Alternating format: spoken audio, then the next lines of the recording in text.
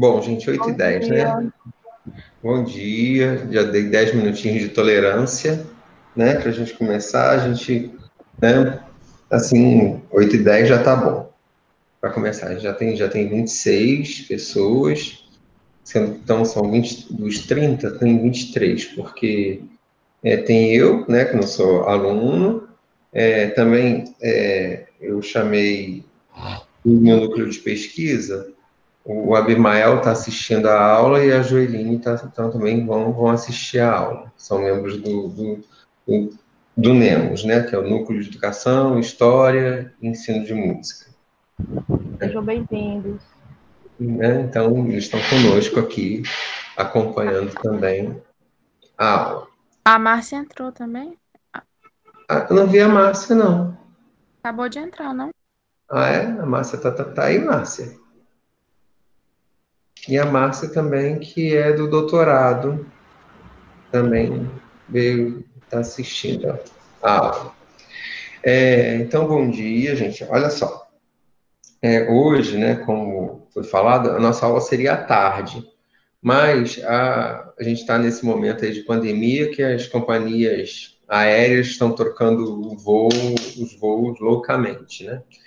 Então, eu já tinha planejado de ir para o Rio, esses dias que eu não vou no Rio desde dezembro, que eu não vejo minha família, e aí e também tem uns trabalhos de pesquisa para realizar lá, no acervo do Conservatório Brasileiro de Música, e então eu aí agendei esses dias, do dia 22 até o dia 27, de ficar lá no Rio, né? E não vou deixar de trabalhar, vou fazer os trabalhos remotamente, então dia 22, hoje, no caso, depois aqui, eu vou arrumar as coisas e ir para o aeroporto para ir para o Rio. Quero convidar vocês também para a defesa da minha orientanda, da Gislene. Ela vai defender agora, dia 20, na segunda-feira, acho que é dia 26, né? Segunda-feira? É, isso aí. Dia 26, às 15 horas. Aí eu vou botar para vocês. O Ricardo ou a Érica podem botar aqui no chat o link da minha sala, lá da RPN, onde vai ser a defesa da Gislene, por Sim, favor, vou colocar. tá? A Érica ou o Ricardo colocarem aí. Então, queria convidar vocês também para participarem. Eu acho que participar de banca, eu até falei para o Núcleo isso na segunda-feira, eu aprendi muito, muito, muito de pesquisa, foi em banca. Aqui, a gente, no regimento antigo, não era possível assistir a banca de qualificação. Era só defesa. Mas agora, nesse novo regimento, que é o regimento que vocês estão, quer dizer, que não é mais tão novo assim, ele é de 2018 e foi implantado em 2019, ele permite que você participe das qualificações do seu núcleo de pesquisa, se for de comum acordo do orientador e do orientando. No nosso núcleo, a gente tem feito isso, a gente tem feito as orientações abertas, as qualificações abertas. Eu costumo chamar de qualificação de um momento de orientação coletiva, né, onde outros professores leem o trabalho e dão suas sugestões para o trabalho. Então, são momentos bem ricos, que a gente aprende muito, tem dicas importantes, dão alguns insights para a nossa pesquisa, né? Eu não tenho certeza, a Gislene vai ser a primeira da turma dela a defender.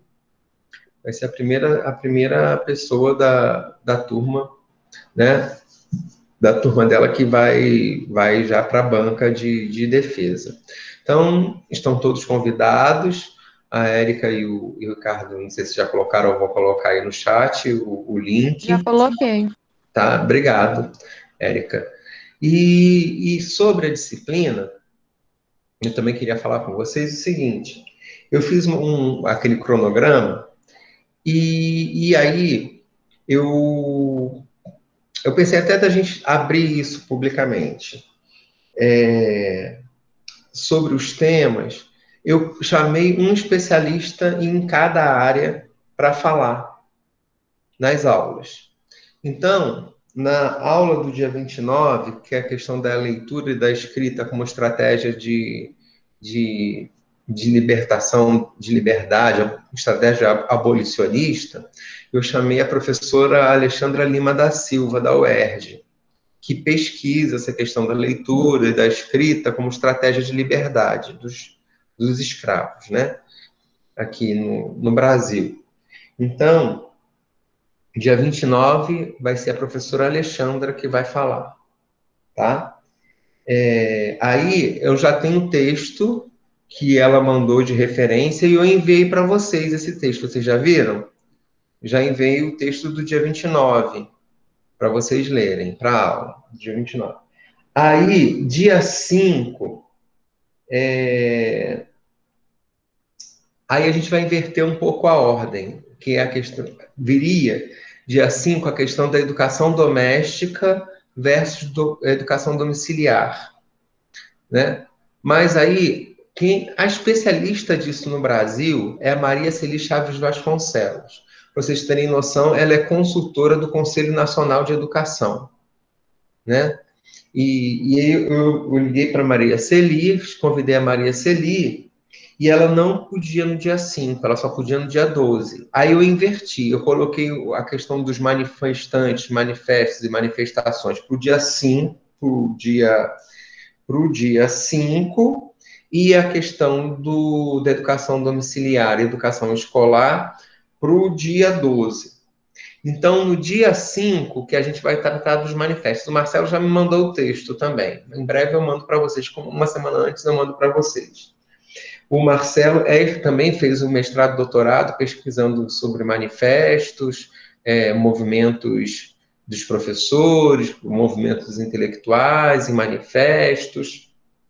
Então, a gente vai ter o Marcelo Gomes, tá? No dia 5, falando sobre manifestos, manifestações e manifestantes. Aí, dia 12, que a Maria Celi Chaves Vasconcelos, o Marcelo é da Universidade do Estado da Bahia. E foi meu colega, ele na época que eu fazia doutorado, ele fazia mestrado. Ele foi contemporâneo meu no Proped, na UERJ. Né? A Alexandra é da UERJ, o Marcelo é da Estadual da Bahia, a Maria Celi também é da UERJ. Aí, no caso, a Maria Celi vai falar dia 12, né? Ela tem um livro, gente, que é referência nessa questão de educação domiciliar na história, que é A Casa e os Seus Mestres, nos 800, né? Nos anos 800, né? Quer dizer, no século XIX. Eu acho que ela é a maior referência no Brasil nos estudos sobre essa área de educação domiciliar. Né? Como eu já falei, ela o Conselho Nacional de Educação, antes de tomar algumas medidas, sempre a convida, ela sempre vai falar sobre essas questões lá. Né? Então, eu acho que vai ser uma referência nacional que a gente vai ter na aula. E depois, dia 19, que é sobre a LDB de 1961 e depois as leis durante o governo militar que fizeram alterações na LDB, né? Porque, na verdade, no Brasil se diz que tem 3 LDBs, mas, na verdade, são 2, porque a reforma em 71 que houve foi uma reforma, né? Da LDB de 61. Né? E depois foi a atual que a gente tem, né? Que é a conhecida como Lei Darcy Ribeiro. E aí, dia 19, a Francisca também, que é da área de políticas, vai falar para a gente sobre a questão dessa LDB de 1961 e as mudanças conforme que houve durante a ditadura militar. Tá certo? O nome dela, professor, Francisca? Maria Francisca Chagas. Maria Francisca Chagas. Tá certo? Bom, gente, ontem à noite O meu texto eu já tinha lido, né, porque eu escrevi. O segundo texto eu também já conhecia bastante, inclusive porque eu cito ele no meu artigo, que é o texto da Carlota Boto, da USP.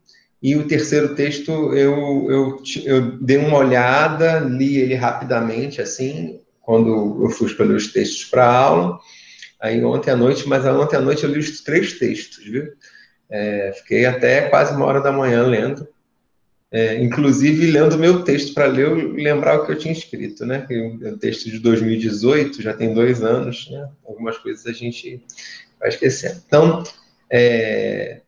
Então, em relação às aulas, estamos combinados, tá certo? A gente vai fazer esse esquema de trazer essas pessoas para falar, elas vão ter um tempo inicial para falar e depois para a gente perguntar. E a todos eu pedi um texto para mandar um texto para a gente ler, para ficar como referência da aula. Fala, Gilmar. Professor, é só questão do horário, vai ser esse horário da manhã ou vai continuar à tarde? Não, vai ser à tarde. Agora, se todos quiserem pela manhã, a gente pode fazer pela manhã, não tem problema. Eu posso pela manhã também, mas aí tem que ser todos. Perfeito. É porque tem uma pessoa que não pode. Porque é dia do reunião do núcleo da pessoa, entendeu? Aí eu acho que a gente não consegue. Aí se vocês se organizarem e me falarem assim, professor, a gente quer pela manhã, aí eu me organizo e coloco de manhã. Apesar que dia 29... Não, mas agora a gente não pode mais trocar porque tem os convidados. Eu já chamei gente de fora. Não dá para a gente trocar mais, porque aí a pessoa tem a sua agenda e, por exemplo, dia 29 pela manhã, agora eu já pensei que eu tenho uma banca da Unirio. Eu tenho uma banca de fora. E aí também os outros professores já têm compromisso, não dá mais para a gente trocar. Né? Já que tem esses convidados. Tá certo? E vocês estão bem? Tá tudo correndo bem aí? Ok, professor. Estão me ouvindo? Tá tudo bem? Então, o primeiro texto... quem vai apresentar esse texto...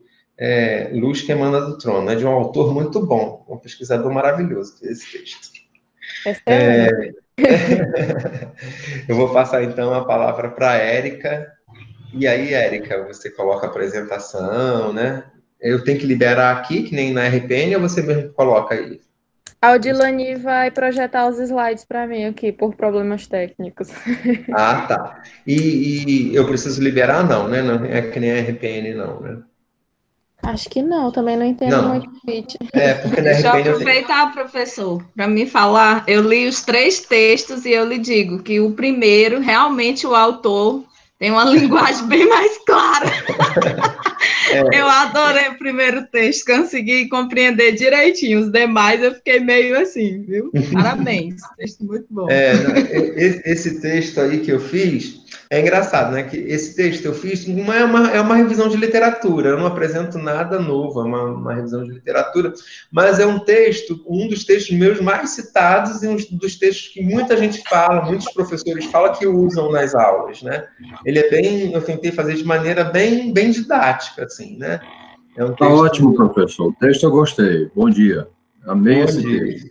Assim como a Silmara, viu, Silmara? Os outros, não vou desmerecer por causa do objeto da pesquisa, né? É o foco deles. Mas o seu eu gostei bastante. Basicamente, eu quase deixei ele todo marcado, viu? Assim, eu geralmente... viu, professor? Geralmente... Eu vou utilizar esse texto no meu projeto aqui, da Fundamentação Teórica. Posso? Claro, é um prazer ser utilizado aí. Geralmente, os meus textos, eu faço um esforço muito grande para deixar eles bem limpos, bem claros, né? É um esforço que eu faço.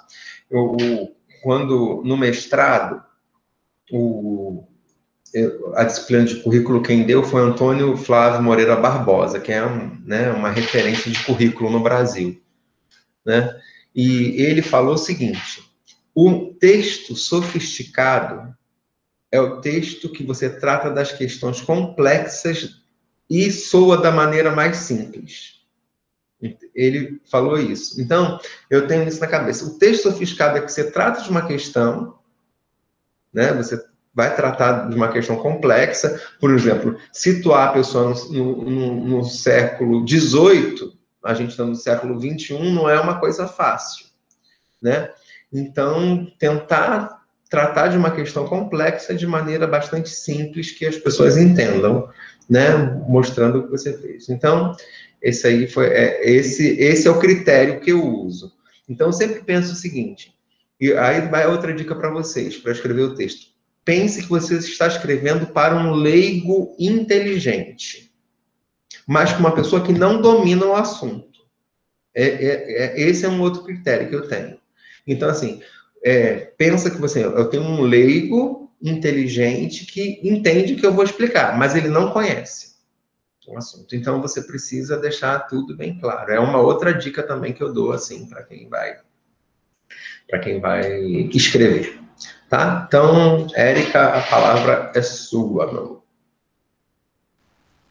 Obrigada, professor. Meu texto de hoje, desse autor maravilhoso, é Aulas Régias, Luz que Emana do Trono, do professor Ednardo Monteiro Gonzaga do Monte. Pode passar, Odilane.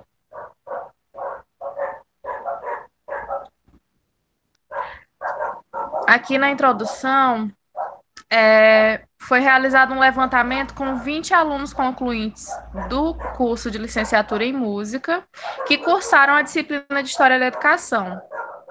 E também participaram 20 pedagogos atuantes nas redes das escolas públicas de Teresina. E dessa amostra foi constatado que menos de 15% desses dois grupos possuíam alguma noção da reforma do ensino que aconteceu no século XVIII, tanto em Portugal como em todas as terras sob seu domínio, e foi implantada no reino do Dom José I, por meio do ministro Marquês de Pombal. Eu não estou conseguindo ver o slide.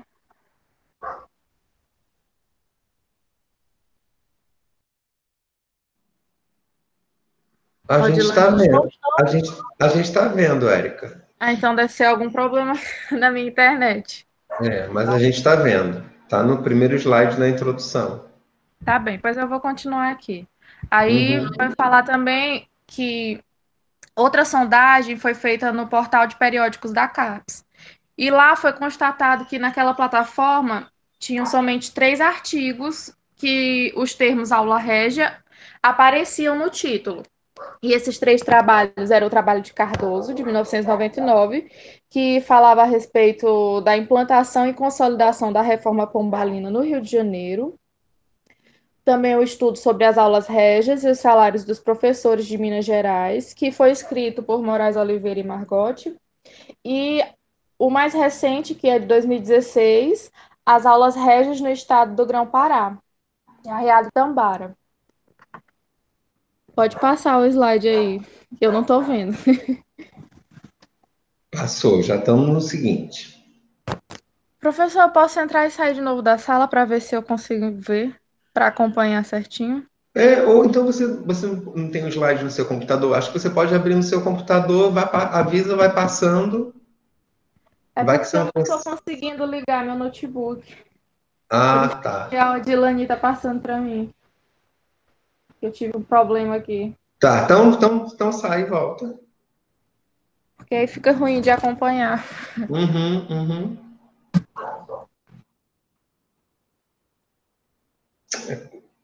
Situações que a gente vive aí, né, gente? Essa qualidade nossa da internet que não é muito boa, coisas do... Professor Eduardo, por diversas vezes esse teu texto me trouxe muito para a nossa atual realidade, né, na questão da educação. E nós trabalhamos um texto com a professora Dalva na disciplina de pesquisa e educação do Marli André, que abordou muito essa questão também da saída dos brasileiros para a questão de doutorado fora e o quanto eles trouxeram de bagagem na questão de pesquisa. Eu achei bem pertinente esse texto para que a gente possa estar vendo essa questão das oportunidades e o quanto que a ideologia ela leva você para caminhos em relação à pesquisa.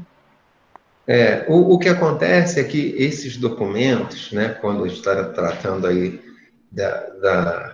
a maioria das pesquisas no campo da história da educação no Brasil, vem muito da era Vargas para cá, por conta que quando há uma sistematização, a criação do Ministério da Educação, e o sistema brasileiro vai se consolidar mais. E aí muitos documentos anteriores do século XIX, século XVIII, século XVII, muitos desses foram para Portugal, né? Eram relatórios que iam para Portugal, e então não se tinha muito acesso.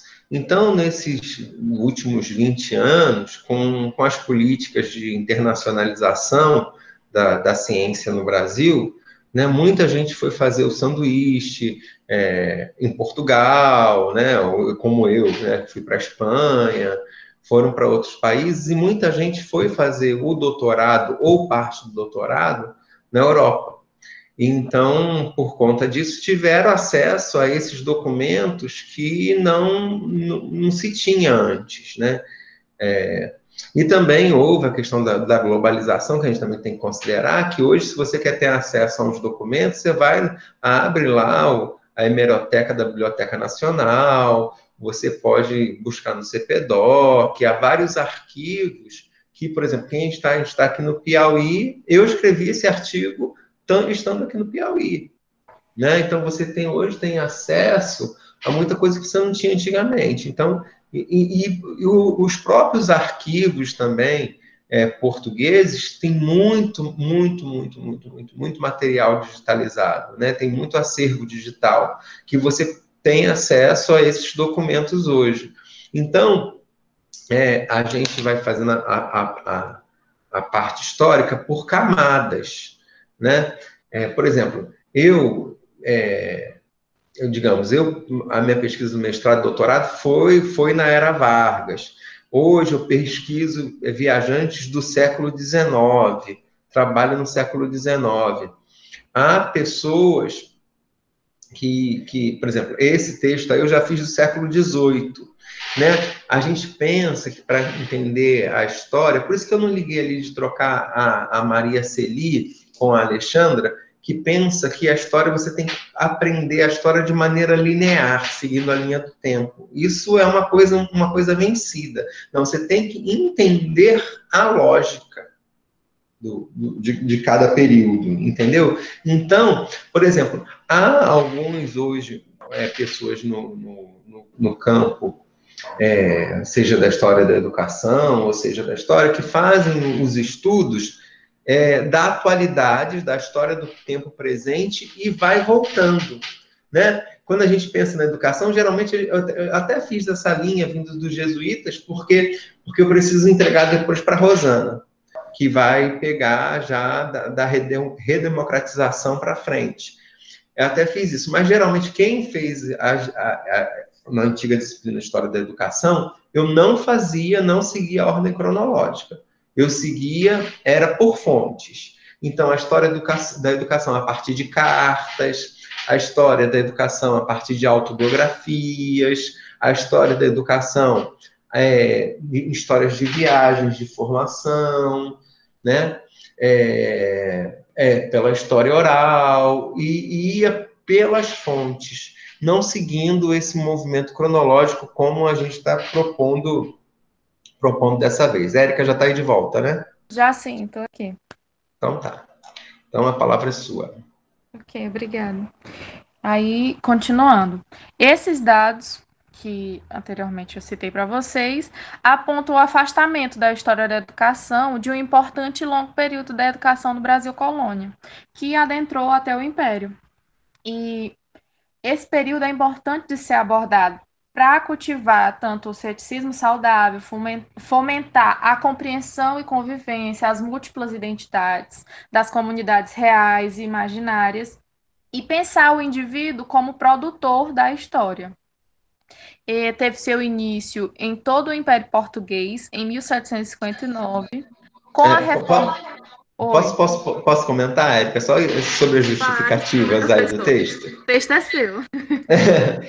Aí vocês vão ver no texto que eu usei o Nova para justificar. Né? O Nova tem um texto muito interessante, depois eu posso botar para vocês, que é Por que estudar a história da educação. E aí ele vai dar 4 justificativas por que se estudar a história da educação. Uma, ele vai falar que é para criar um saudável ceticismo, né? Que às vezes a pessoa parece que uma novidade, isso vai salvar a humanidade, né? E a gente vai ver, quando estuda a história, que aquilo já foi experimentado outras vezes. Então, uma questão é essa, criar o saudável ceticismo. A segunda é para identificar as identidades múltiplas. Por quê? O que quer dizer isso? Eu, Ednardo, sou fruto da minha história. Você quer entender o Ednardo? Vai ver lá o lápis dele, os lugares que ele estudou. Estudou na UERJ, estudou no Conservatório Brasileiro de Música. Vai conhecer a Érica. A Érica, ela veio do Maranhão, veio para o Piauí, fazer o curso de licenciatura em música, foi orientando a do Ednardo, agora está fazendo mestrado. Né? Então, a história nos permite conhecer as pessoas e, além disso, de conhecer as pessoas, entender que as identidades e aprender a conviver com as diferentes identidades. Porque a história ela tem essa função de ligar as pessoas no tempo e no espaço. Né? Por exemplo, quando eu conheço a história de uma pessoa, eu estou me ligando àquilo que ela viveu em outro tempo. Né? Então, a história liga as pessoas no tempo. Assim como liga as pessoas no espaço. Por exemplo, a gente está vendo o que aconteceu aqui no Brasil e em Portugal e em todas as terras que eram de domínio português. A gente também está sendo ligado, né, no espaço. Então, nos permite entender as identidades múltiplas. A outra questão é que a história é feita por pessoas. A história é feita por pessoas. Por exemplo, quando a gente está tratando aí do século XVIII, como é o caso desse texto, a gente vai do documento porque não tem mais ninguém vivo. Né? Mas se eu pegar o que será que é mais importante para eu conhecer a história da educação, por exemplo, de uma escola, digamos, da década de 80, da década de 90 ou do século XIX? Será hoje, você quer conhecer a verdade. O que é mais importante? O PPC daquela escola ou as diretrizes do município ou do estado sobre a educação ou o caderno de uma criança? Sabe? Então, ele vai dizer isso, que a história é feita por pessoas. Né? Então, a gente precisa conhecer a vida dessas pessoas para saber a história. Né? O Legoff, eu nem cito nesse texto, o Legoff ele tem um texto muito interessante chamado, é um capítulo de um livro, do livro Memória, que é chamado Documento Monumento. Ele vai falar que o documento é um monumento de quem venceu a história. De quem venceu a história. Por exemplo, vou pegar aqui do curso de música. Nós temos o PPC lá, Projeto Projeto Pedagógico de Curso. Aquele projeto ali, o que está no projeto, no documento, é a história de quem venceu. Porque teve situações ali que a gente votou uma decisão de uma disciplina para, por exemplo, estar no currículo, e na hora foi 4-5. Mas, na verdade, faltaram 3 professores que talvez tivessem votado para aquela disciplina não entrar. Né? Então, o documento ele é um monumento de quem venceu. De quem venceu a história. Qual é o autor, professor, que o senhor citou para eu anotar aqui? Legoff, documento monumento. Então, por exemplo, mesmo assim, um documento, ele tem diferentes leituras. Por exemplo, se eu pegar a carta, qual foi o primeiro documento do Brasil? Qual foi? Alguém sabe? Do Pero Vaz de Caminha. Pero Vaz de Caminha, foi uma carta. Então, se eu pegar essa carta e der para um português ler, a história é o quê? De ampliação do Império Português, do reino. Uma conquista. Agora, dá essa mesma carta hoje para um líder do movimento indígena. Essa carta significa o quê? A dizimação dos índios. Né? Então, o próprio documento ele tem diferentes leituras. Mas a carta, quem escreveu ali, é um monumento de quem venceu.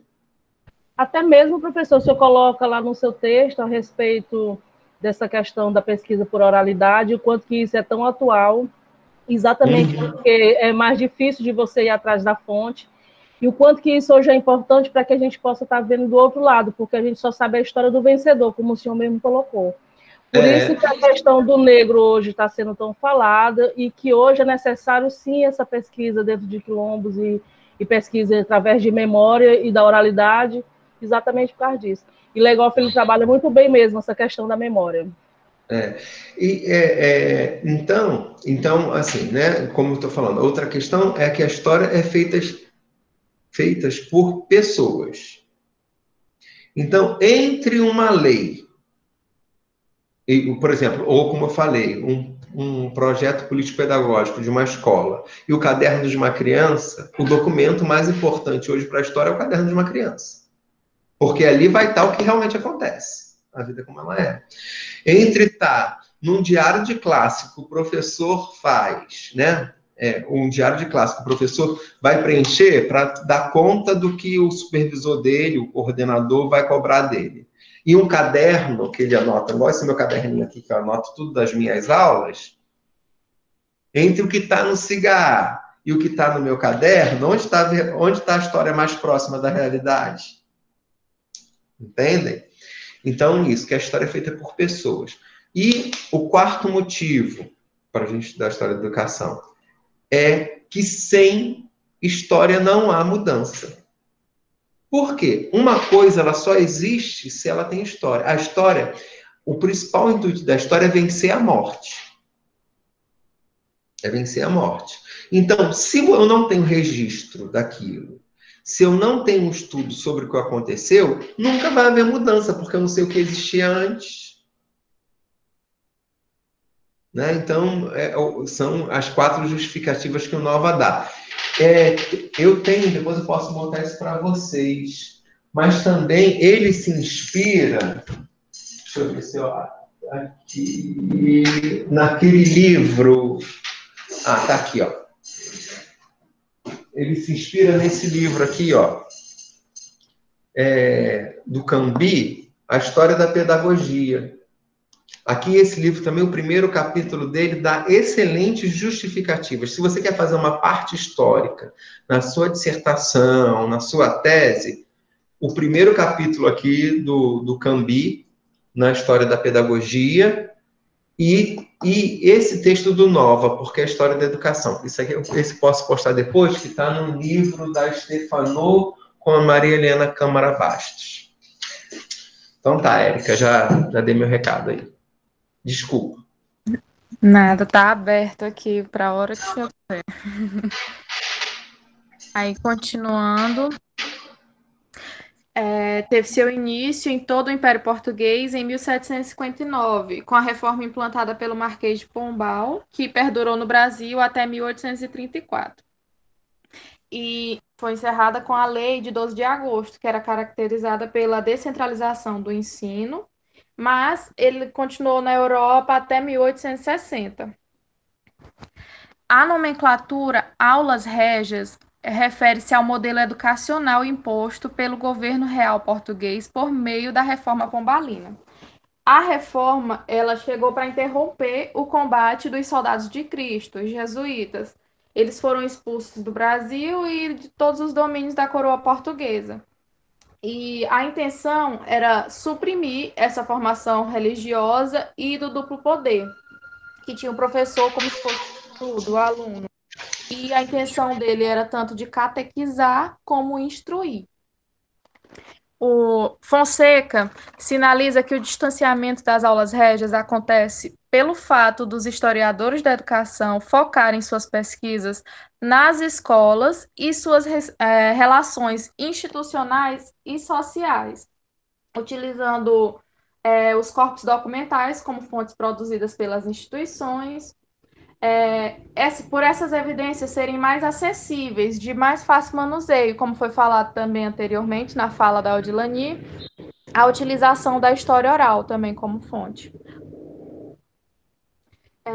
E os estudos sobre a educação colonial no Brasil também demandam um profundo conhecimento sobre essa complexa estrutura político-administrativa e também jurídica do regime real. Pode passar. As investigações científicas sobre a educação no período colonial vêm crescendo com as bolsas de doutorado e pós-doutorados nas 2 últimas décadas. E o porquê disso? Aconteceu pelo fato que muitos brasileiros agora têm a oportunidade de se aproximar da academia, nas universidades e dos acervos portugueses. Tanto o professor não fez o doutorado sanduíche, pôde ir para outro lugar, conhecer novas culturas e ter acesso a um material. E isso propiciou essa pesquisa, esse aprofundamento agora da educação no Brasil colônia. E as questões de pesquisa são: de que maneira as articulações políticas e ideológicas fomentaram a reforma do ensino português, a reforma do ensino no Reino Português no século XVIII? E como foram realizadas as medidas ordenadas pelos soberanos portugueses para o afastamento dos padres da Companhia de Jesus e para a implantação das aulas régias? Isso vai ser respondido agora nos outros capítulos. Pode passar. A secularização, medidas políticas na ação pedagógica. No campo da história da educação, há muitos que ainda se apegam a interpretações dualistas e tendenciosas. Então, de um lado, tem os que consideram os discursos republicanos, que vão destacar a injustiça de Pombal, que mobilizou a destruição da educação portuguesa. E, do outro lado, tem os que vão condecorar essas reformas e iniciativas pombalinas em prol da secularização da educação. Continuando, muitas críticas à reforma pombalina partem de um entendimento no qual o processo educativo não era reputado como um dever do Estado. Então, para o povo, era uma responsabilidade da família e da igreja, e não do Estado, naquele momento, a educação. As discussões sobre a relevância do Estado na educação se intensificaram no século XVIII com a influência iluminista. Então, na perspectiva do iluminismo, o Estado devia se engajar na educação da população e a atuação da igreja se restringir somente à religiosidade. Pode passar.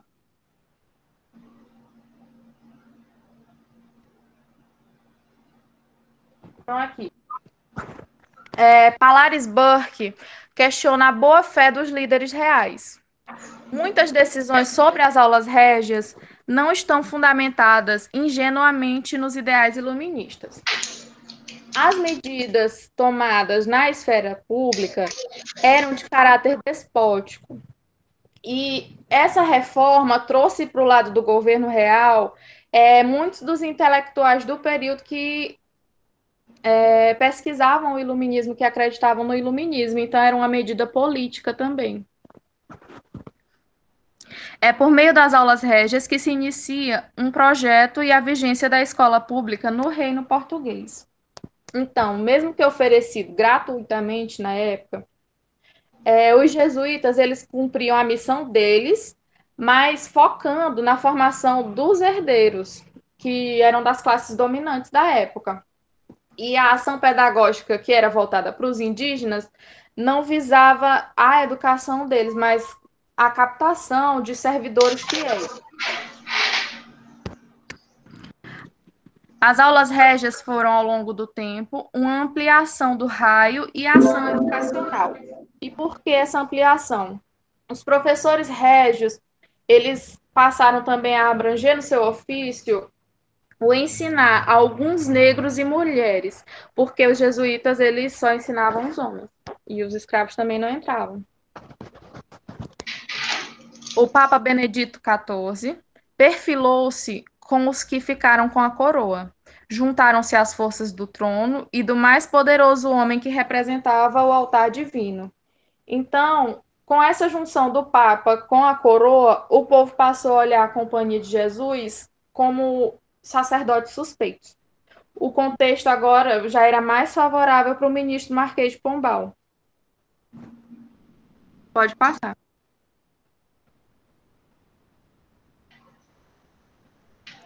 Então, para o povo, a reforma causou uma desarticulação no ensino.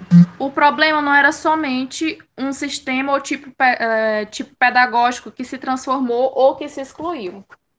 Essa crise aconteceu também porque a expulsão dos jesuítas não foi acompanhada de algumas medidas para suavizar os efeitos morais e reduzir as lacunas de ensino que foram criadas, porque eles também ensinavam a religiosidade, a moral para os alunos, e para os das classes mais dominantes isso era inaceitável, você ensinar sem ter essa base religiosa. Aí, esse processo é marcado por duas etapas. O alvará, com data de 28 de julho de 1759, que é ratificado com a lei de 3 de setembro do mesmo ano. E esse alvará foi o que expulsou os jesuítas e fez a reforma dos estudos menores, o estudo das primeiras letras e das cadeiras de humanidade. E a segunda etapa é marcada pela reforma dos estudos maiores, com a lei de 6 de novembro de 1772, que foi quando houve a intervenção nos estudos específicos na Universidade de Coimbra. Pode passar.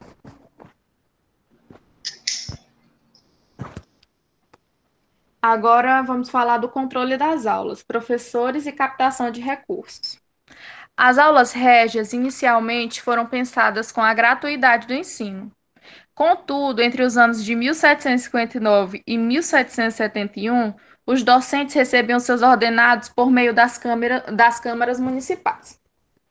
Então, aqui a diretoria de ensino dos estudos ainda não realizava essa gestão. As câmaras municipais eram autorizadas a cobrar das famílias dos alunos, mas só que os pagamentos não eram regularizados. E essa falta de pagamento era constante, o que gerava a oscilação tanto na captação de recursos como na satisfação dos professores. Com o decorrer do tempo, a gestão dos estudos foi sendo deslocada, até que em 1772 a Junta da Diretoria Geral dos Estudos foi instituída. E a administração centralizada também não solucionou esse problema dos pagamentos. E com o passar dos anos, essa junta acabou ficando desgastada pela falta desses recursos.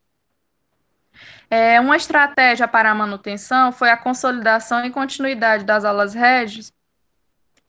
Para a consolidação e continuidade das aulas régias foi a criação do imposto subsídio literário. E esse imposto vigorou entre 1772 e 1843. Esse subsídio literário, ele visava saldar tanto os custos do ensino, principalmente pagar esses ordenados aos professores, era direcionado ao ensino das primeiras letras e o ensino secundário. E com o passar do tempo, foi rapidamente constatado que os valores eram pequenos para suprir todas essas demandas financeiras desse novo modelo que estava sendo implantado.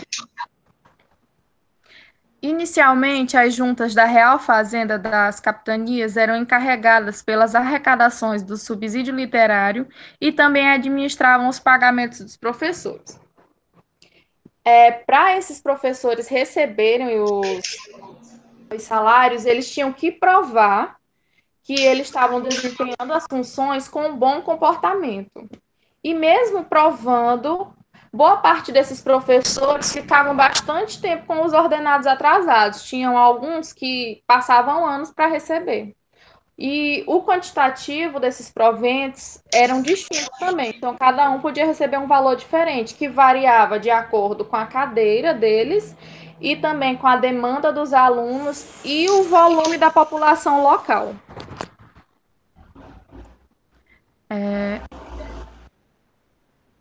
Pode passar o slide. Por causa das dificuldades que surgiram com as aulas régias, foi criado o cargo de diretor de estudos. A função do diretor de estudos era monitorar, controlar o processo da educação, sinalizar qualquer problema ou insubordinação por parte dos professores. Era uma inovação porque não havia nenhum tipo de controle, de monitoria do Estado nas aulas dos jesuítas. E outra diferença também em relação ao ensino da Companhia de Jesus é que nessa proposta pombalina, os professores eram específicos, havia um professor para cada disciplina. Os candidatos a professores régios eram examinados por diferentes comissões e as provas variavam conforme a cadeira escolhida. Então, aos selecionados desses concursos, eram entregues uma nomeação e o tempo de habilitação. Haviam 3 períodos de validade. Era 1 ano, 6 anos e definitiva. Quem tinha esses períodos mais curtos, quando chegasse ao final, tinha que pedir a renovação. E quem cuidava dessa parte da renovação era o diretor de ensino. No que se refere à localidade, a lei de 6 de novembro de 1772 dizia que os professores deveriam atuar preferencialmente nas povoações maiores. Por quê? Porque esses lugares atraíam uma quantidade maior de jovens que vinham dos interiores e também lá haviam outros mestres que atuavam informalmente por falta de representação da coroa nos povoados menores. E nos grandes centros também atuavam professores particulares dos ofícios. Então, paralelamente às aulas régias, havia instrução ministrada pelos mestres. E eles eram responsáveis pelo ensino dos ofícios, que eram considerados lá naquela época como menos nobres. Por quê? Porque eles eram mais mecânicos. Era realizada essa aula tanto na residência dos próprios mestres ou nos locais de trabalho deles. E eles geralmente atuavam com enviados dos asilos de órfãos e também com famílias de recursos escassos. Pode passar. Nas considerações finais, traz essa reflexão sobre as aulas régias, que é interpretar os séculos XVIII e XIX, adentrar num ambiente de desconstrução do ensino prioritariamente eclesiástico para uma perspectiva secularizada. Então, essa mudança de responsabilidade do ensino, baseada nessas aulas régias, foi de caráter político, com o interesse dos soberanos portugueses, também inspirado pelo iluminismo, mas não se resume a isso. A gente tem que refletir também essas ideias iluministas e que esse também foi o primeiro sistema de ensino estatizado e com pretensões de gratuidade. Pode passar.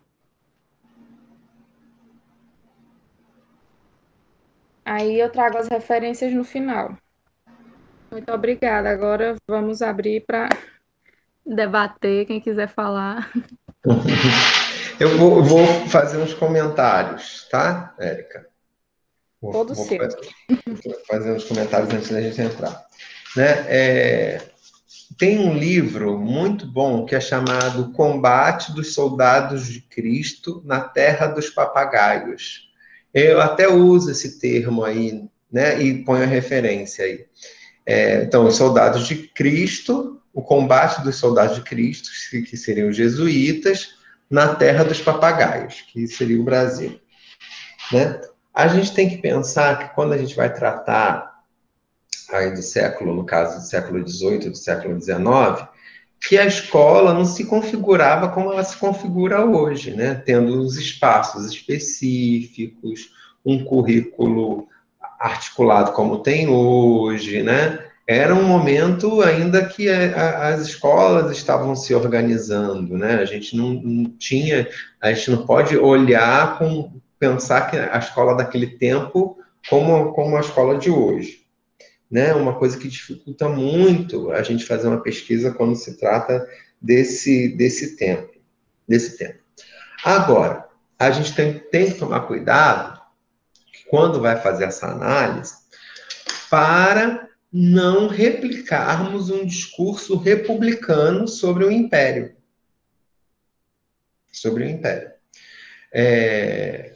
Por exemplo, eu hoje, tenho 1000 questões com a família real brasileira, né, por questões políticas, né, não concordo com eles. Mas, por exemplo, se a gente for pensar no Império, na época do Dom Pedro II, o Brasil avançou muito, em muitas questões, no Império de Dom Pedro II. Tem um livro muito bom chamado As Barbas do Imperador, para quem quiser ler sobre isso.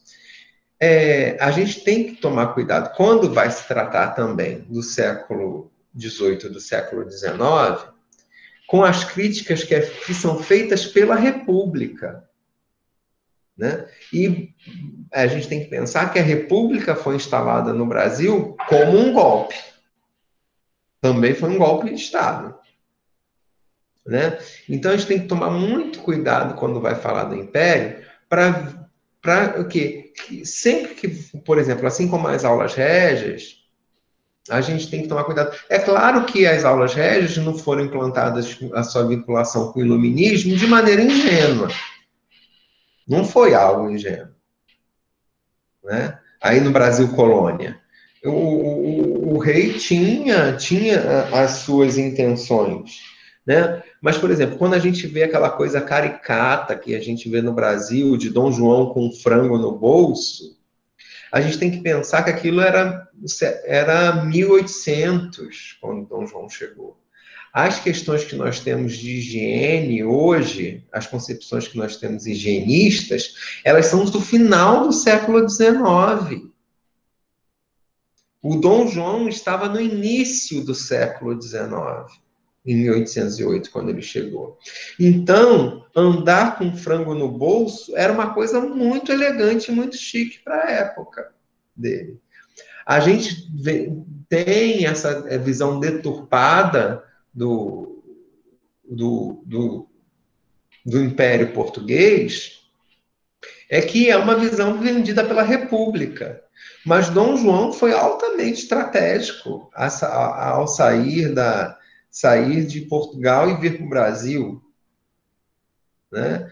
Ele foi um baixo estrategista e um homem altamente sofisticado, gente. O que a gente tem da Biblioteca Nacional hoje no Brasil, que é uma das maiores bibliotecas do mundo, a gente deve à família real, ao que Dom João trouxe. Veio quando veio a missão francesa nas artes, a criação do Conservatório Imperial de Música, e muito do que a gente tem veio, né? É claro que tem outras questões que a gente tem que pensar que também que eles dominaram, dizimaram os índios, né? Teve escravidão, né? Tem gente que defende aquela visão do Gilberto Freire, né, no caso a Grande Senzala, que no Brasil negros e brancos conviviam bem, né? Que o Brasil é um paraíso. Mas quando o Gilberto, que é uma pesquisa que merece o seu crédito, a pesquisa que o Gilberto Freire fez ali no Casa Grande Senzala, mas ele fala de quem fala do lugar da Casa Grande, né? Tem um texto do Darcy Ribeiro sobre o Casa Grande Senzala que é muito interessante. Ele vai falar que, sim, a pesquisa dele é importante, então, mas ele fala de quem fala da Casa Grande, né? Então, falar que o Brasil é um país pacífico, onde negros e brancos vivem muito bem, né? Defender essa questão é muito complexo, porque o país onde se dizimou os índios, né? Chegaram os portugueses, e aí a gente vê o ministro da Educação hoje que fala, não existe povos indígenas, existe povo brasileiro. Não, existe povos indígenas assim, a gente que está aqui de intruso. Se não quer ficar no terra do índio, que volte lá, volte para a Europa, né? Eu falo isso com muita tranquilidade, porque eu sou descendente direto de europeu, então, né? Assim como, por exemplo, eu estou no Piauí, eu não falo mal do Piauí. Todo mundo reclama do calor. Eu fico no ar-condicionado, eu acho maravilhoso. Eu acho que tudo aqui é muito bem refrigerado. Elogio o sistema de refrigeração. Então, houve a dizimação dos índios. Houve depois o maior mercado negreiro do mundo, de escravidão do mundo. Que país pacífico é esse? Depois acontece o que? Na época aí do nazismo, o segundo grupo com características fascistas do mundo estava no Brasil. Né? Estava no Brasil. Então, a gente vive essa política essa questão de não declarado do preconceito, da guerra, disso tudo. E isso, mas o que os jesuítas faziam? Eles evangelizavam, e aí a gente vai ver que eles têm como meta o quê? Os índios e a elite. Por que os índios nessa época? Elite, isso aí foi antes da escravidão. Aí depois começa a escravidão, né? E aí eles já vão estar afastados, não vão estar o poder que eles tinham nesse início do Brasil colônia, né? Com a reforma pombalina. Agora, e aí vem a intervenção do Império. A gente tem que ver que quando vai se fazer uma entrada do governo do governo, né, do governo real na educação, apesar deles se firmarem nas ideias iluministas, tem toda uma questão ideológica também de se aproximar aos intelectuais daquela época que defendiam o iluminismo, né? E, inclusive, né, e quando a gente vai pensar nessas questões, que é o seguinte, a prioridade dos jesuítas era formar o quê? Um servo para a igreja. Já o do reino, no caso ainda, né, do reino, vai ser o quê? Formar um cidadão para servir o reino. Portugal tinha experimentado no século XVI, Portugal tinha um grande crescimento. Portugal foi uma das grandes potências do mundo no século XVI. Por quê? O caminho para as Índias, né, com Vasco da Gama, a descoberta, né, a dominação do Brasil. Então, Portugal teve um ápice muito grande, e quando chega no século XVIII, há um marasmo em Portugal. Há um marasmo no Império Português, né, no Reino Português. O que aconteceu? Então, Portugal começa a ficar para trás de outras grandes potências, como a Inglaterra e outros países, né? Então, o que acontece? Nessa questão, e esses outros países estavam envolvidos com o iluminismo. E aí ele faz essa aproximação com o iluminismo por meio do Marquês de Pombal, que cria as aulas régias, né? Então, esse movimento da educação das aulas régias era o quê? Era no sentido de transformar Portugal, voltar a tornar Portugal uma grande potência. Uma grande potência por meio da educação. Então, gente, a reforma pombalina, ela foi o primeiro movimento no mundo sistematizado de educação que fosse do Estado. Então, Portugal, nesse momento, ele vai criar um sistema que foi o primeiro no mundo. Então, foi um movimento importante. Agora, o que a gente tem que entender, é que eu costumo falar, não existe pessoa com visão além do seu tempo, à frente do seu tempo, né? As pessoas, Beltrano tinha uma visão além do seu tempo. Não, historicamente, não existe isso. As pessoas vivem no seu tempo. Não existe essa história de gente à frente do seu tempo. Leigo fala isso. Ou então historiador que não está atualizado. Não existe ninguém à frente do seu tempo. Todo mundo vive no seu tempo. O que existe são visões diferenciadas para aquele tempo. O que acontece? Pombal tinha muita relação com a Inglaterra nesse período. Muita ligação com os intelectuais que tinham saído de Portugal porque achavam que Portugal estava para trás, estava em outros países da Europa. E o Marquês, isso a gente vai ver no texto da Carlota Boto. Então, ele tinha acesso a algumas informações e a visões de diferentes políticas que os portugueses não tinham. Não tinham, né? Por exemplo, uma pessoa à frente do seu tempo. Aí você tem que conhecer o quê? Aí vem aquela história das identidades múltiplas, né, que eu falei lá no início do Nova. Você tem que saber a história daquela pessoa, de onde ela vem. Né, de onde ela está vindo. Qual a formação que aquela pessoa teve? De repente, para algumas coisas, aqui no Piauí, Ednardo é uma pessoa à frente do seu tempo. O Ednardo não é uma pessoa à frente do seu tempo. O Ednardo é uma pessoa do tempo dele. É que ele, de repente, naquela questão específica, ele teve acesso a algumas informações quando teve na Europa, estando na Europa, ou quando teve na sua formação no Rio de Janeiro, que aqui ele não teve. Professor... Então, não existe ninguém à frente do seu tempo. Existem pessoas com visões diferenciadas por terem tido oportunidade que às vezes outras não tiveram, né? Então a gente não pode comparar uma pessoa que teve uma formação de repente privilegiada com um escravo ou um índio daquela época, né? Se a gente for pegar na questão aqui do Brasil, aí no caso, né, no caso do Marquês de Pombal, ele era uma pessoa à frente do seu tempo? Não, ele só tinha as informações de outros países da Europa que, de repente, Portugal não estava tão ligado. Alguém ia falar alguma coisa?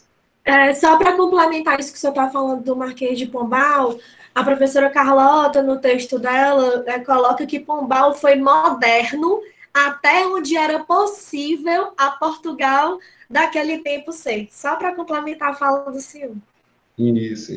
Então, a gente tem que tomar muito cuidado com isso quando a gente diz que uma pessoa à frente do seu tempo.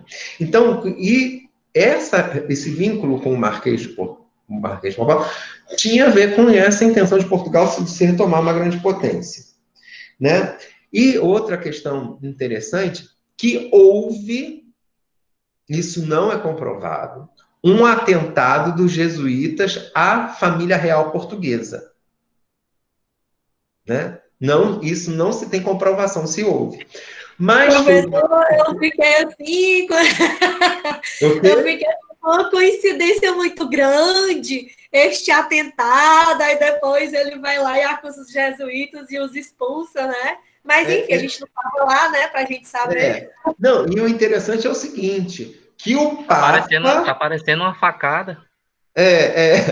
E o Papa ficou do lado da família real. Não ficou do lado dos jesuítas. Né? Então, a gente tem que ver toda uma relação muito complexa nisso. Né? Porque, digamos, foi atentado, o nome desse atentado vai e faz. E é interessante, quando você pega as histórias das universidades, como a Universidade de Coimbra, que é uma das mais antigas no mundo, como a Universidade de Salamanca, que também é mencionada aí no texto, em algum desses textos, que são as universidades que estão entre as 10 mais antigas do mundo, Alcalá, onde eu fiz o doutorado também, que era muito interessante, que essa autonomia da universidade vem de toda uma história disso, porque parte da universidade era mantida pela igreja, e parte da outra parte financeira da universidade era mantida pelos imperadores, pelos monarcas. Então, quando chegava alguma questão que a universidade não queria fazer, ela chegava para o rei e falava, a igreja não quer, a igreja não aceita. E aí depois chegava para os monarcas, chegava para o monarca e falava que a igreja não aceitava, e chegava para o Papa e falava para o Papa, o rei não quer. Entendeu? Então, a questão aí, se a gente pegar a história da autonomia universitária, vem daí. Porque a universidade ela precisava se desvincular tanto da ideologia do Estado, em alguns momentos, como da ideologia da igreja. Né? Então, as ideias iluministas, elas, ao mesmo tempo que elas precisavam do apoio desses dois grupos, ela precisava também de certa autonomia, né? Para poder avançar. Né? E é interessante também que a gente vai ver aí nas aulas régias, que o seguinte, eles não queriam o domínio, o controle da igreja sobre a educação, mas eles não negavam a questão religiosa na construção da moral. Né? Então, assim, vamos aproveitar o que a igreja pode oferecer sobre a questão da moral, sobre a questão da civilidade, a questão do controle da população. Mas a igreja não manda na educação. Né? Então, essa questão da Universidade de Coimbra, assim como outras universidades, é muito interessante essa questão. Né? Aí a gente vai ver a questão do pagamento dos professores também, né? Esses professores, às vezes, ficavam anos sem receber. Eles tinham que ter outro trabalho, para poder trabalhar. Agora, eles não recebiam, mas tinham o diretor de estudos para controlar o seu trabalho. Né? Então, muita coisa. Semelhança não é mera coincidência, não, né, professor? Pois é. Então, e uma outra questão importante ainda da reforma, que eu acho que é isso, que deixa de ter aquele guru que sabia todas as coisas, né, que era um padre, um frei jesuíta, eu não sei, porque eu não sou de família católica, não sei muito bem a estrutura. Para que sabia todas as coisas, todas as disciplinas, não, para ter diferentes professores de diferentes conhecimentos, né? Então, ter diferentes disciplinas, né? Professor, a gente percebe que essa questão da desvalorização do educador vem de muito tempo, né? Que você vê o tanto que esse pessoal trabalhava sem receber anos e anos de salários atrasados, ainda eram cobrados quando saíam para trabalhar em outros locais, porque não tinham como se manter, né? Então... existia muita cobrança e oferecia-se pouco a eles. Então, era muito cobrado e não tinha um suporte, né, para eles, nem a questão para próprio se automanter, se sustentar. Eles tinham que ter outro trabalho, né? Uhum. Eles tinham que ter outro trabalho. Por exemplo, outra situação que eu lembro da aula do Antônio Flávio. Na minha turma do mestrado tinha uma psicóloga, nada contra os psicólogos, pelo amor de Deus. Inclusive, eu fiz 9 anos de terapia. E tinha uma psicóloga, e tudo na aula, essa psicóloga falava assim, a culpa é do professor. O culpado é o professor. O culpado é o professor. Aí, né, em vez de usar o pai e a mãe, né, porque o psicólogo geralmente põe a culpa do pai e a culpa da mãe, né? A gente tudo vai botar a culpa no pai e da mãe. Essa psicóloga botava tudo culpa no professor. Aí um dia o Antônio Flávio ficou tão danado da vida, na aula, que ele falou assim, gente, o seguinte, eu faço terapia há uns 20 anos, e eu não resolvi um bocado de coisa, eu continuo com os mesmos problemas. Sabe de quem é a culpa? Aí olhou para ela, da psicóloga. A culpa é da psicóloga, entendeu? E professor, E aí, nessa questão que a Francisca falou, né, brasileiro, muitos professores realmente tinham que se desdobrar, né, para realizar outros tipos de trabalho, para poder ter sua renda. Então, eu achei interessante que eles anunciavam, né, nos jornais outros tipos de serviços para estar fazendo esse ensino em casas, né, porque também eu percebi que muitas famílias também tiveram essa resistência e se colocaram como responsáveis pela educação dos filhos nas suas próprias famílias, né? Sim. Porque a crítica que se faz à questão dessa questão dos jesuítas é essa, porque, assim, de certa forma, as aulas elas foram inclusivas, porque incluíram as mulheres, incluíram os negros, né, que os jesuítas não faziam. Por outro lado, eles não deram conta de muita coisa. O Império não conseguiu dar conta de muita coisa para aquele momento, né? Então, sério.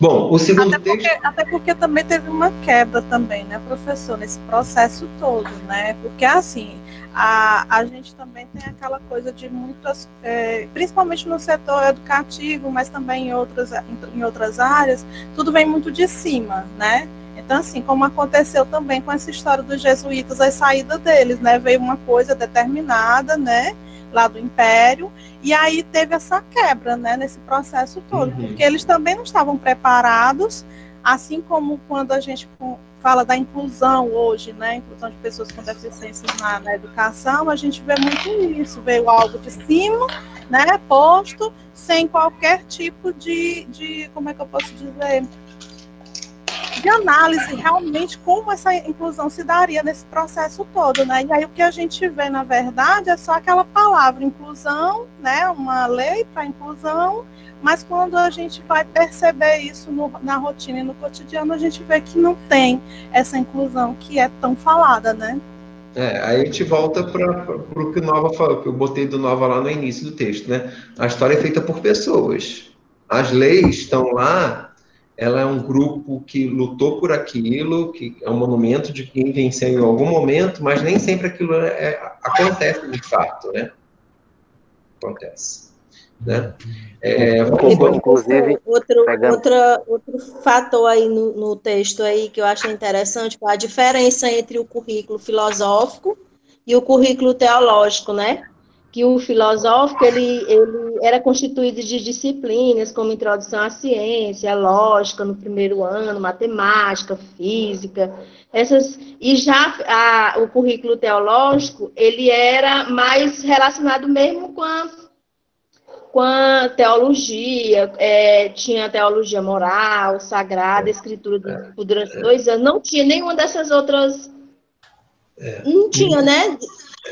Nesse período aí, a gente vai ver que a Universidade de Coimbra, né, principalmente antes da Reforma Pombalina, ela era defasada em relação às outras universidades no mundo, né? Porque, por exemplo, se você pegar a Universidade de Salamanca, ela tinha o curso de filosofia, direito canônico, teologia e medicina. Já na portuguesa não vai ter o curso específico de filosofia. A filosofia ela vai estar dentro de uma área da teologia. Né? A gente vai ver que não tem tanto essa... Vai estar... A questão da igreja ainda vai estar muito forte. Professor, era exatamente o que eu ia falar. A igreja ainda ficou muito forte, né? Na questão ainda, demorou ainda para sair. Ainda aconteceu de alguns jesuítas ficarem... Saiu? Não, assim...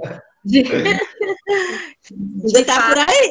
Isso, ainda está. Mas, assim, ainda ficou muito forte essa questão ainda da religião e de alguns jesuítas ainda ficaram assumindo como professores, né? Até que teve outra... Agora é o seguinte, né? O que houve foi o seguinte, não se podia usar os métodos, né? Os métodos dos jesuítas, mas eu acredito, dependendo dos professores régios, pode ter tido professor régio jesuíta, que foi para dar uma disciplina, para fazer um trabalho, né? O que reflete até hoje nas escolas ainda, escolas de cunho religioso, que ainda tem no Brasil, né? Aqui, a gente tem o Colégio Diocesano, o Colégio das Irmãs. Mas hoje, quando você faz uma opção, ninguém está sendo enganado, tá nome lá, Colégio Diocesano. Você tem a opção de escolher se vai. Colégio Sagrado Coração de Jesus. Escolas são uma opção que a pessoa faz, ninguém está sendo enganado. É uma opção da família. Exatamente. A preocupação que a Laura colocou aí, depois que os jesuítas foram expulsos, por conta da pandemia eu não pude pegar esse livro, mas aí uma amiga minha me mandou aqui uma foto. Dá para vocês verem aqui? É uma foto de uma carta num livro. Não. É um português antigo, de uma carta de uma pessoa, né, falando da situação depois que os jesuítas foram expulsos aqui do Brasil.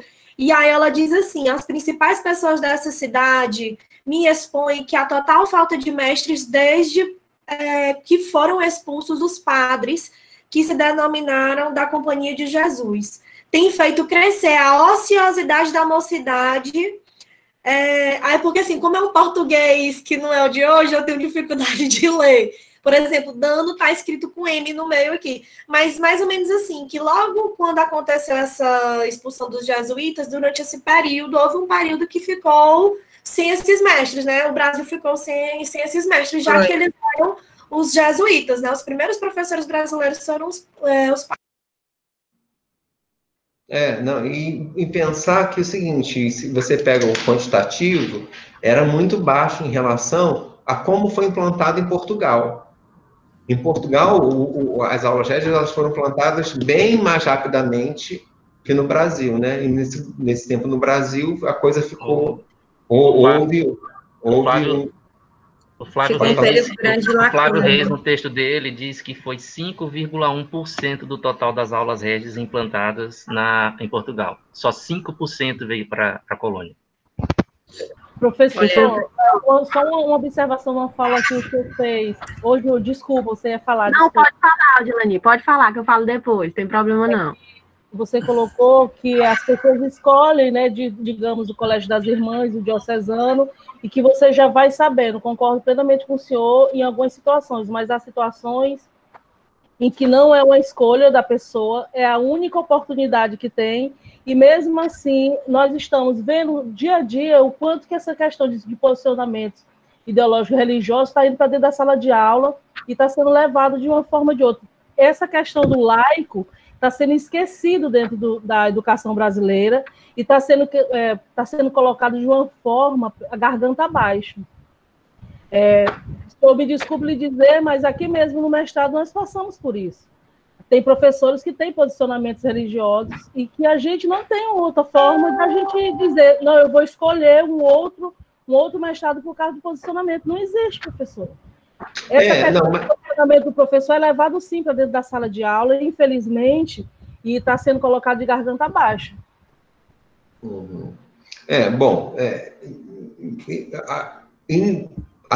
Em princípio, né, a universidade, ela não é confessional, pelo menos a nossa, né? Ela não é. Agora, tem os professores que têm...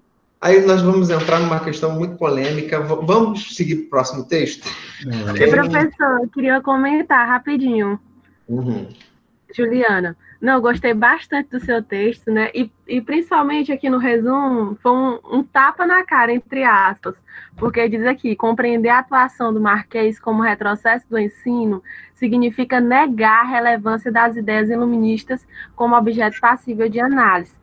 Então, muitos historiadores colocam essa presença do Marquês com a expulsão dos jesuítas como um retrocesso educacional. Inclusive, eu estudo o ensino secundário e as minhas leituras do ensino secundário, muitos autores, historiadores, colocaram como um retrocesso. E eu acabei levando isso para mim. E com a sua leitura, né, de maneira simples, você explicou as contribuições e também explicou por que é considerado esse retrocesso. Então, eu tive uma outra construção dessa ideia. De maneira geral, se pensa a reforma pombalina como um retrocesso. Agora, isso que a gente fala, quem está falando isso? Isso vem da igreja? Isso vem dos republicanos? Entendeu? Tem que ver de quem vem, qual o lado da história. Gente, eu vivi uma experiência em Portugal. Eu estava morando na Espanha, estudando lá, fui com meus amigos espanhóis para Portugal, o Porto. E aí, simplesmente o guia turístico começou, em vez de ele poderia falar espanhol, que todos falavam ali, ou português, se fosse até português, mas ele falou em inglês. E do grupo só tinham 2 pessoas que falavam inglês, que eram americanos. O resto todo era espanhol. Certo? E ele optou por falar inglês. Aí, sabe o que eu fiz? Eu até consigo me virar no inglês. Já fui para a Inglaterra, para o Canadá, para os Estados Unidos. Vou, né? Diferente do espanhol. O espanhol eu domino bem por conta da minha família e por conta de ter morado lá. Mas aí a gente começou a rir. E não dar bola para o guia, porque ele simplesmente esqueceu da gente. E aí, no meio dessa história, o que aconteceu? Ele sabia que eu falava português. Eu sabia que ele falava português. E estava lá de bromas, né? Como diz em espanhol, de bromas, rindo e brincando com os espanhóis. Aí ele falou assim, não foi à toa que nós demos independência para o Brasil. Meu Jesus. Aí ele falou, não foi à toa que nós demos independência para o Brasil. Aí eu falei, como é que é? Vocês deram independência para o Brasil? Que história é essa? Aí eu falei, onde? Aí eu fui lá. Quais fontes que você tem para falar que foi Portugal que deu independência ao Brasil? Aí sabe o que ele me falou? A gente estuda isso aqui na escola. A gente aprende na escola. Quer dizer, uma mesma situação que a independência do Brasil depende por quem é contada. É verdade. Lá é contada de uma forma e aqui totalmente diferente. Entendeu? Aqui a gente vê como a conquista da independência ou morte e tal. As lutas. Portugal foi dado pelos portugueses a independência do Brasil. Foi os portugueses que quiseram, né? Entendeu? Se não quisesse... Entendeu? De uma forma bem patriota e nacionalista. Entendeu? Então... a história é isso. Você vê que os governos, por exemplo, eles podem até ser contra a filosofia, ser contra a sociologia, mas eles não são contra a história. Por quê? Porque a história ela é mutável. Depende de quem conta a história. Né? Justamente, eles mesmos podem começar a contar a história de uma forma diferente para beneficiá-los, não é isso? Então, por isso que eles não descartam a história. Exatamente. Mas pensa assim que em outra vertente histórica.